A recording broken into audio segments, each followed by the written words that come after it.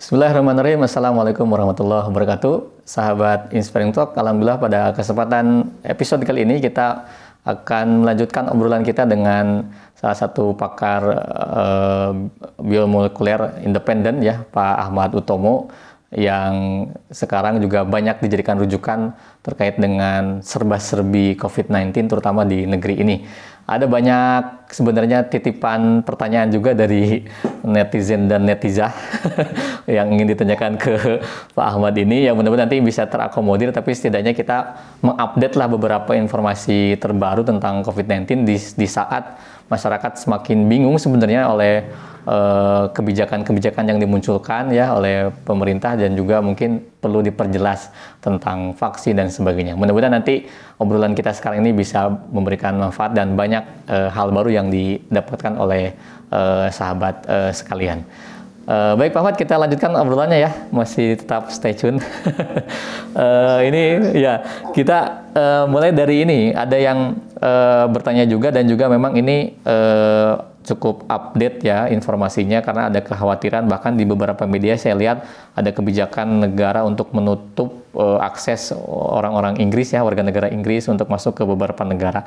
Yang ditanyakan itu tentang mutasi nih, walaupun ini saya juga pernah dapat sih penjelasannya dari Pak Ahmad di channelnya itu, tapi mungkin bisa lebih dikontekstualisasikan dengan yang sekarang terjadi. Apakah memang sebahaya itukah gitu ya? Karena kita lihat bagaimana di Inggris itu luar biasa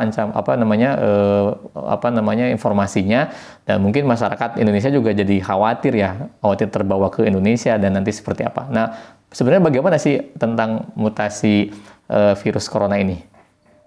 Ya, terima kasih Mas Ferdi.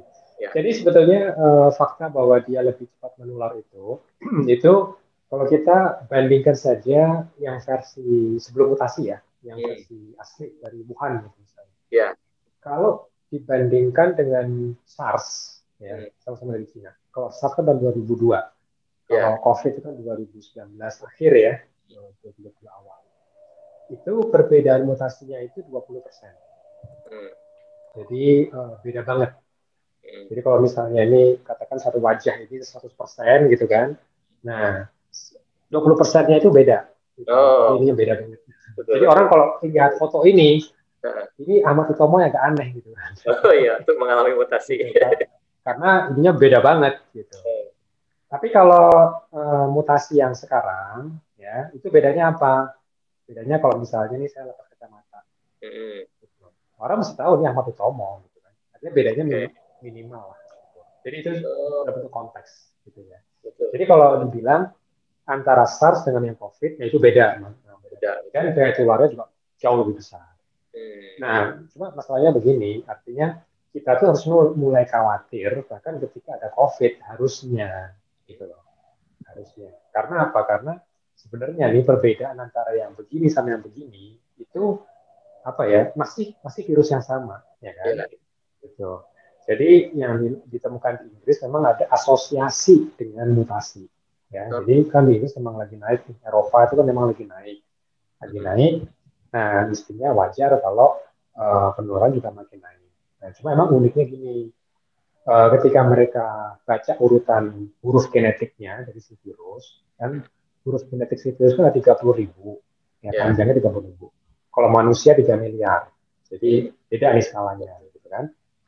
Nah, ketika mereka urutkan bacaan 30.000 itu, yang mereka temukan ternyata ada varian yang hilang sekitar kalau nggak salah 17 huruf. 17 huruf itu hilang. Gitu. Dari berapa? 30.000. Nah, artinya sebetulnya kan masih virusnya masih sama, ya kan? Jadi nggak beda banget. Karena kalau antara SARS sama COVID itu yang hilang 1/5 dari 30.000. Berarti 6.000 huruf hilang. Bukan hilang, tapi berbeda. Ya. Nah, jadi ini konteks ya, skala. Jadi, nah, ketika mereka lihat memang virus lagi tinggi ini penularannya di Inggris. Nah, cuma harusnya kalau penularannya adalah tinggi, semua macam varian kan aplikasinya kan sama dong rate-nya, gitu kan. Kalau kita misalnya masing-masing penularan kita baca lagi, harusnya setiap varian harusnya sama dong. Gitu. Tapi kali ini justru varian yang ini yang dominan. gitu. Nah, berarti di sini kita bisa melihat, kita tidak secara formal ya, secara formal kita nggak bisa mengatakan, oke, mutasi yang missing 17 huruf ini menyebabkan penularan. Kita belum bisa ngomong itu. Tapi kita bisa mengatakan ada asosiasi.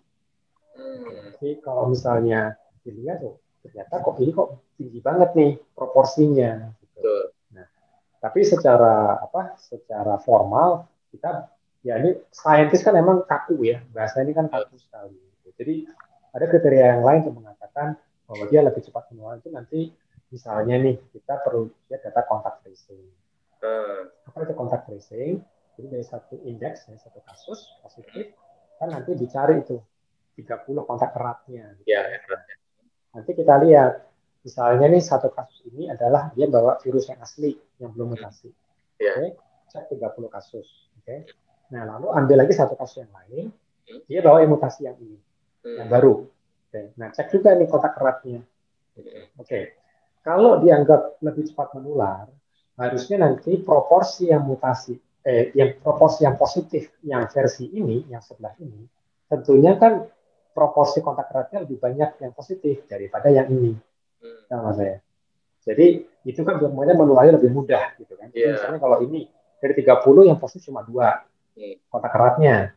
Tapi kalau ini dari 30 ternyata misalnya 10 atau 15 dari 30. Nah, berarti ini lebih banyak nih. Nah, itu salah satu data-data yang bisa menunjang bahwa ini lebih cepat menular, lebih mudah menular. Karena apa? Karena secara perhitungan estimasi, jumlah partikel virus yang dibutuhkan sekitar 1.000 partikel virus untuk orang bisa mulai apa yang disebut dengan terdeteksi dengan PCR. Gitu ya, 1.000 partikel. Nah, nanti tergantung imunitas seseorang, apakah dia mengalami gejala atau tidak. Nah, kalau dia cepat menular, artinya apa? Dia mungkin nggak perlu 1.000 partikel. Dia cukup bisa 10 partikel. Misalnya seperti itu. Ya, jadi nggak perlu banyak-banyak. Makanya kalau satu orang menghembuskan nafasnya itu 1.000 partikel, tapi karena 1.000 partikel ini virus yang baru, yang mutan, jadi dia bisa menemukan ke 10 orang, karena setiap orang cukup dikasih 10 partikel virus. Misalnya gitu. Nah, makanya sekarang karena itu rumit pembuktiannya, ya untuk sisi kehati-hatian, apa yang Inggris lakukan adalah menutup perbatasannya, dan negara-negara lain juga mulai menutup. Nah, Indonesia juga mengambil kebijakan tutup. Makanya kemarin sempat ada penumpukan tuh di Soekarno Hatta. Iya ya, betul. Soalnya begitu diumumkan itu kan sudah terbang tuh. Terbang dari luar. Masa disuruh balik tengah Atlantik, tapi apa namanya? Akhirnya kan terus mendarat kan, terus mendarat. Terus sempat chaos ternyata. Iya betul. Jadi apa namanya? Saya nggak tahu kalau punya kenalan yang memang pasti saat genting ya, karena pemerintah kan juga, ya namanya juga darurat ya. Akhirnya ya itu beberapa hotel itu sudah disiagakan gitu. Ya mungkin inilah ada hikmahnya juga kan, di situ hotelan begitu. Iya. Tapi saya nggak mengatakan konspirasi bisnis hotel. Ini namanya juga di masa pandemi kan ada aja keberkahan. Iya. Berarti Zoom. Iya. Apakah Zoom yang berkonspirasi? Jadi teori konspiratif ya. Ini jadi apakah memang kan mutasi corona itu kan ini RNA ya tadi ya apa Pak Ahmad ya. Jadi bermutasi itu memang suatu keniscayaan ya, pasti akan terjadi ya mutasi apa namanya si virus itu ya. Iya. Kita aja bermutasi ya, betul ya. Kita itu kan jadi semua makhluk yang memiliki materi genetik pasti bermutasi ya kan. Pasti ada perbedaan. Karena apa? Karena sifat dari alamnya sendiri ya, ketika kita mereplikasikan materi genetik itu kan pasti ada yang disebut dengan error gitu kan, salah ketik lah sebenarnya. Itu wajar di alam. Nah, kalau organisme yang punya materi DNA itu kan dia pita ganda. Nah, pita ganda itu bagusnya gini, kalau misalnya ini ada yang mutasi nih, dia kan punya cerminnya. Nah, cermin ini dia kan bisa jadi kayak patokan gitu. Karena kalau yang nggak berbeda, dia pasti katanya kan berbeda nih. Nah, mudah tuh dikenali, mudah tuh diperbaiki. Tapi kalau RNA, terutama kayak virus-virus RNA, itu kan cuma satu pita. Kalau ini ada yang salah ketik, dia nggak punya ininya, nggak punya kayak semacam kayak semacam cerminnya gitu. Makanya lebih mudah mutasinya. Beta coronavirus itu termasuk virus RNA yang panjang, 30.000 itu gede. betul. Bandingkan dengan virus flu yang mungkin cuma 10.000 atau kurang, ya, itu yang mungkin lebih kecil lagi. Nah, makanya virus-virus yang kecil-kecil genomnya itu lebih mudah dia mutasinya. Tapi sebetulnya ada risiko juga, semakin dia mudah mutasi, itu saja juga bisa merusak sifatnya dia kan. Iya, iya. Nah, biasanya COVID ini, virus pilek COVID, SARS-CoV-2 itu mutasinya 2 huruf per genom per bulan. Per bulan. Nah, tapi kenapa ini kok bisa hilang 17 huruf? 11 ya. Nah, itu yang membuat saintis juga, wah ini kok unik banget gitu. Gitu. Hilangnya banyak banget. Iya ya. Tapi kalau dalam perspektif masyarakat awam atau umum, kalau pertanyaannya apakah mutasi yang sekarang ini lebih berbahaya dengan yang sebelumnya? Nah itu jawabannya gimana tuh? Nah, berbahaya itu kan maksudnya gini, kalau awam ya lihatnya, oh begitu kena langsung meninggal misalnya. Ya. Nah, data yang kita punya itu proporsi orang yang bergejala berat yang membawa virus yang asli sama yang mutan nggak ada bedanya. Jadi more or less sama-sama, kalau biasanya kan rata-rata itu orang yang bergejala berat itu sekitar mungkin 15-20%. Kan? Nah, sejauh ini belum ada data bahwa orang yang bawa virus ini dia bisa lebih banyak yang kena gejala berat. Itu belum. Jadi sebenarnya yang bahaya itu perilaku kita. Kalau kita nggak mau pakai masker, kita tetap berkerumun, kita nggak rajin cuci tangan, ya itu lebih berbahaya.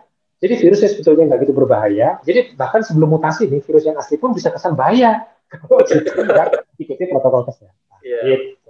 Berarti kembali kepada sikap kita ya, menjaga prokes itu ya, sebenarnya yang lebih safe ya, untuk mencegah semua itu. Baik, oke, makasih Pak Ahmad. Nah, terus selanjutnya ini ada juga informasi yang cukup menarik ya, bahkan saya mengalami sendiri ya, ketika di sini di Bandung juga sudah cukup banyak mengalami peningkatan, bahkan pasien di rumah sakit cukup membludak gitu. Ada beberapa yang keluarga dekat ataupun misalnya rekan itu yang dirawat, terus rumah sakitnya itu merekomendasikan terapi plasma. Nah, saya juga pernah lihat di YouTube ada beberapa dokter yang memberikan endorsement ataupun testimoni lah ya semacam itu, bahwasanya ini adalah obat yang paling efektif lah ya, katakanlah seperti itu, karena setelah itu memang katanya dia sembuh juga gitu ya. Nah ini sebenarnya terapi plasma itu apa dan apakah memang betul ini cukup efektif ya untuk bisa menyembuhkan pasien COVID ya yang misalnya dapat lalu dia ditransfer dengan plasma itu lalu dia bisa sembuh. Gimana nih Pak Ahmad? Ya, terkait sama jumlah yang naik di Bandung gitu ya. Itu sebelum saya karena plasma, itu bagus untuk uji vaksinnya Bio Farma sebetulnya.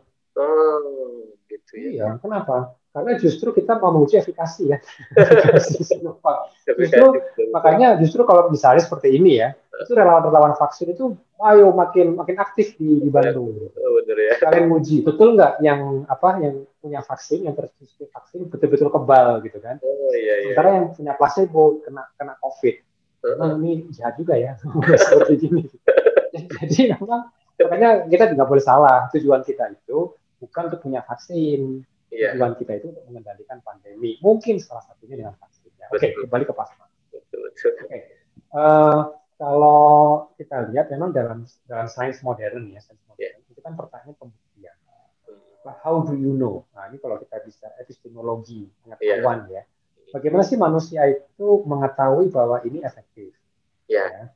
Makanya kalau kita lihat kata-kata Ibnu Sina ya ratusan tahun yang lalu itu dia mengatakan uji klinis betulnya bahwa ramuan herbal inilah yang berkontribusi bukan yang lain. Makanya dia bilang ramuannya harus pure, harus murni, gitu kan, harus diobservasi. Gitu. Nah itu menunjukkan konsep bahwa manusia perlu bukti. Nah cuma bagaimana kita bisa membuktikan tanpa bias, gitu kan? Kalau misalnya nih saya punya dagangan ramuan Pak Ahmad. Nah, kan brand saya terkenal nih, Pak Ahmad, ya kan, ahli biologi molekuler independen, ramuan saya jual 100.000, gitu kan. Nah, bagaimana orang tahu bahwa ini efektif? Ya, banyak kan dari masyarakat karena ini yang ngomong orang besar, saya nggak besar ya. Cuma itu mereka terkenal ngomong beneran sembarangan kan gitu. Ya. Nah, cuma kan kita tahu lah, kan omongan orang juga kan tentu. Apalagi dia ada kepentingan dagang di situ. Ya, karena kalau ada kepentingan dagang, pasti yang digembar-gemborkan pasti si bagusnya kan. Ya. Karena nggak orang dagang sih kan, inilah kelemahan produk saya. Nggak ada kan. Nah, demikian juga testimoni sama. Pernah nggak orang testimoni, saya dikasih obat ini, saya sakit parah loh. Dia nggak ngomong jelek, enggak. Dia cuma ngomong aja, pakai obat ini, saya sakit. Terserah Anda, kok saya sakit, dan nggak sembuh-sembuh. Misalnya, aku bilang tadi. Nggak ada kan? Yang namanya testimoni itu, setahu saya, pasti puji-puji.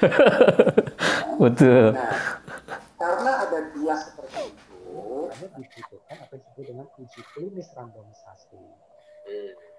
Jadi, ada 2 studi, 3 sebetulnya. 1 Cina, 1 India, 1 Argentina. Di luar studi ini ada namanya studi observasi. Apa itu observasi? Jadi ini pasien dikasih terapi plasma semua. Oke. Nah, itu angkanya itu macam-macam. Ada yang cuma 5 pasien, ada yang 10 pasien, ada yang sampai berapa ribu pasien memang. Di Amerika mereka observasi di beberapa ribu pasien. Nah, dari angkanya mereka mendapatkan kesan seakan-akan terapi ini bagus. Oke. Nah, cuma masalahnya kalau kita lihat hanya dari observasi saja, itu kan kita tidak bisa mengontrol, gitu ya. Nah, dan mungkin ada kecenderungan untuk memilih-milih data. Dan perbandingannya dengan apa? Karena biasanya orang kalau misalnya di terapi itu kan dia pasti ada terapi yang lain juga kan, di samping terapi itu. Jadi akhirnya kita jadi agak rumit. Ini itu karena terapi plasmanya, atau dia juga mendapatkan terapi yang lain, gitu loh. Oh iya, betul. Ya kan? Nah, maka perlu apa yang disebut dengan RCT, Randomized Clinical Trial. Dan itu di dunia baru ada 3 kali yang sudah publikasi. Nah, di Cina itu bisa dibilang clinical trial-nya gagal. Kenapa gagal? Karena di Cina itu kan mereka sudah bisa menekan angka kasus COVID. Mereka itu kekurangan pasien. Jadi target mereka itu sebetulnya 200 pasien, 100 orang dikasih terapi plasma, 100 orang dikasih dikasih standar, gitu kan? Nah, ternyata mereka cuma bisa dapat 50-50. Nah, dari 50 kan sebetulnya kan angkanya kurang banyak. Tapi memang dari situ tidak terbukti. Nah, makanya akhirnya mereka bingung. Ini itu karena kurang sampel atau emang terapinya kurang bagus. Lalu kita lihat data India. Di India mereka juga sama. Mereka rekrut sekitar hampir 200 orang juga, 100-100. Mereka bandingkan terapi standar sama yang plasma. Tidak ada bedanya. Tapi ada yang mengkritik. Kamu salah melakukannya. Harusnya donornya itu dicek dulu konten antibodinya. Antibodi terhadap si COVID, dicek dulu. Nah, tapi nggak cuma dicek jumlahnya. Fungsional nggak? Makanya harus melakukan apa yang disebut dengan uji memblokir infeksi virus. Jadi kalau dihitung mah gampang, cuma hitung antibodi gampang. Dan harus lebih tinggi daripada yang punya pasien. Okay? Tapi harus dicek juga yang terbentuk ini mampu nggak memblok virus. Nah, itu uji itu nggak semua lab bisa. Nah, itu kelemahan dari studi India. Studi yang terakhir Argentina, 300 pasien, 200 diberi terapi plasma, 100 diberi terapi standar. Okay? Ini lebih hati-hati. Mereka pastikan yang menerima itu memang relatif berat gejalanya. Yang kedua, mereka ukur antibodinya juga. Dan tinggi banget. Antibodi dari donor tinggi banget dan fungsional semua. Jadi mampu memblok virus secara in vitro. Apa hasilnya? Tidak ada bedanya. Antara terapi standar dengan terapi plasma. Ya, kalau misalnya hampir sama, ya berarti kan nggak ada masalah. Artinya boleh-boleh aja. Cuma terapi plasma itu ribet. Harus cari donor, harus dihitung ini itu. Belum nanti keselamatan penerima. Kalau misalnya ada kekeliruan nih, misalnya ternyata ada virus HIV misalnya, itu kan ini jadi penularan. Nah, jadi artinya memang QC-nya, kendali mutunya ketat banget. Jadi effort itu banyak untuk bisa terapi plasma itu. Gitu. Nah, harusnya kalau memang dia sangat mujarab, ya itu worth it lah.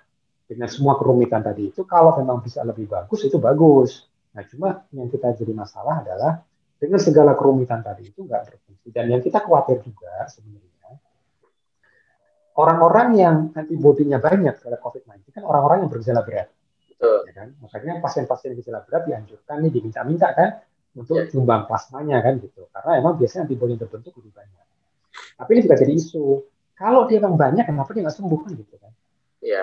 Kan itu juga jadi isu kan. Tapi yang kedua yang saya juga khawatirnya pada penelitian terbaru, ternyata orang-orang gejala berat, jadi 50% dari mereka itu timbul antibodi terhadap imun mereka sendiri.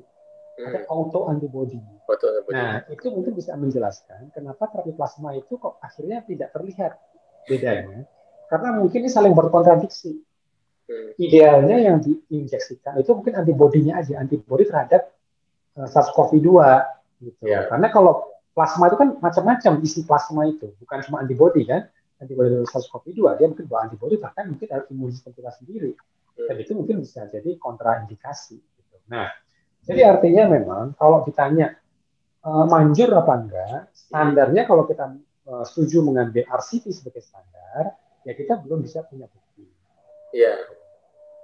Gitu. Dan harusnya di Indonesia kalau mau melakukan terapi itu dilakukan di rumah sakit yang memang menjadi anggota konsorsium penelitian terapi plasma nasional.